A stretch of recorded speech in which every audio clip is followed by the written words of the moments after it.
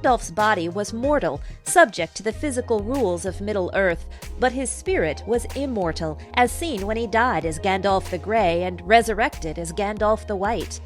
According to the Wachowski script, an awakened human only has to link up and hack the neon binary code of the Matrix to learn how to fly a helicopter in a matter of seconds. Or if you are the one, or one of the ones, you don't even need a helicopter. You just need a cool pair of shades. Cheshire cats can juggle their own heads. iPads are rudimentary. No Quidditch match ends until the golden snitch is caught. And the answer to the ultimate question of life, the universe, and everything is most certainly 42.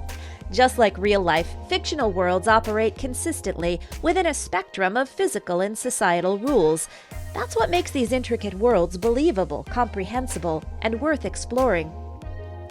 In real life, the law of gravity holds 7-book sets of Harry Potter to millions of bookshelves around the world. We know this to be true, but we also know that ever since J.K. typed the words wizard, wand, and Wingardium Leviosa, that law of gravity has ceased to exist on the trillions of pages resting between those bookends. Authors of science fiction and fantasy literally build worlds. They make rules, maps, lineages, languages, cultures, universes, alternate universes within universes, and from those worlds sprout story after story after story. When it's done well, readers can understand fictional worlds and their rules just as well as the characters that live in them do, and sometimes just as well or even better than the reader understands the world outside of the book. But how? How can human-made squiggles on a page reflect lights into our eyes that send signals to our brains that we logically and emotionally decode as complex narratives that move us to fight, cry, sing, and think, that are strong enough not only to hold up a world that is completely invented by the author, but also to change the reader's perspective on the real world that resumes only when the final squiggle is reached? I'm not sure anyone knows the answer to that question, yet fantastical fictional worlds are created every day, in our minds, on computers, even on napkins at the restaurant down the street. The truth is, your imagination and a willingness to figuratively live in your own world are all you need to get started writing a novel. I didn't dream up Hogwarts or the Star Wars Cantina, but I have written some science thrillers for kids and young adults. Here are some questions and methods I've used to help build the worlds in which those books take place. I start with a basic place and time.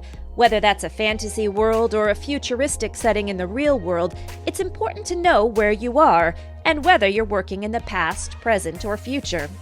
I like to create a timeline showing how the world came to be, what past events have shaped the way it is now.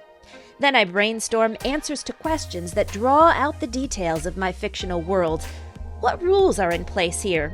This covers everything from laws of gravity, or not, to the rules of society and the punishments for individuals who break them. What kind of government does this world have? Who has power and who doesn't? What do people believe in here? And what does this society value most? Then it's time to think about day-to-day life.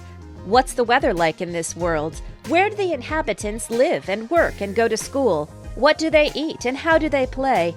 How do they treat their young and their old? What relationships do they have with the animals and plants of the world? And what do those animals and plants look like?